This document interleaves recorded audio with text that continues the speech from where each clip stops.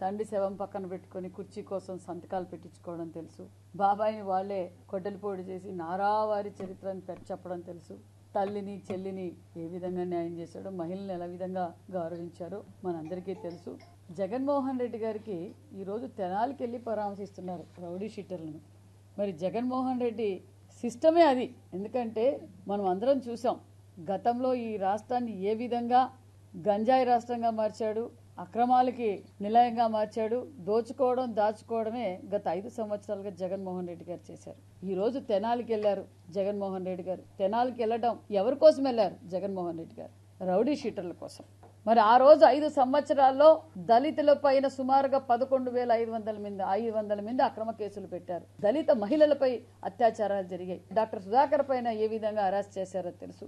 దళితులు ఏ విధంగా గత 5 సంవత్సరాల్లో బలైనారో మనందరికీ తెలుసు. మరి ఈ రోజు జగన్మోహన్ రెడ్డి గారు తెనాలికి వెళ్లి రౌడీ షీటర్లను పరామర్శించడం ఏంటి? వాళ్ళ మీద ఒక్కొక్కరి మీద సుమారుగా 9 కేసులు 10 కేసుల దాకా ఉన్నాయి. 9 వాటేంటి? పరామర్శించిన నవీన్ మీద 11 కేసులు, అదేవిధంగా రాకేష్ మీద 8 కేసులు, జాన్ విక్టర్ మీద 9 కేసులు ఉన్నాయి. మరి వాళ్ళు ఏం కులాలతో సంబంధమా జగన్మోహన్ రెడ్డి గారు? ఇది కుల రాజకీయాలు చేయటం, శవ రాజకీయాలు చేయటం మీకే అలవాటు.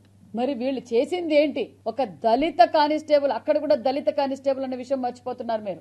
దళిత కానిస్టేబుల్ మీదనే వాళ్ళు దాడులు చేశారు. మరి అలాంటి వాళ్ళని దగ్గరికి వెళ్ళి మీరు రాజకీయాలు చేస్తున్నారంటే నిజంగా ఎంత దిగజారిపోయిన రాజకీయాలు చేస్తున్నారు, ఎంత మీ ఉనికి కాపాడుకునే కోసం మీరు రాజకీయాలు చేస్తున్నారో అందరికీ అర్థం అయిపోయింది. మీరు అక్కడికి వెళ్ళి ఏం మాట్లాడుతున్నారు? చంద్రబాబు నాయుడు గారిని ఈడ్చికొట్టాల. ఖబర్దార్ జగన్మోహన్ రెడ్డి గారు. చంద్రబాబు నాయుడు గారు నీతి నిజాయితీకి ఆయన ఒక నిదర్శనం అన్న విషయం మీకు అర్థమైపోయింది.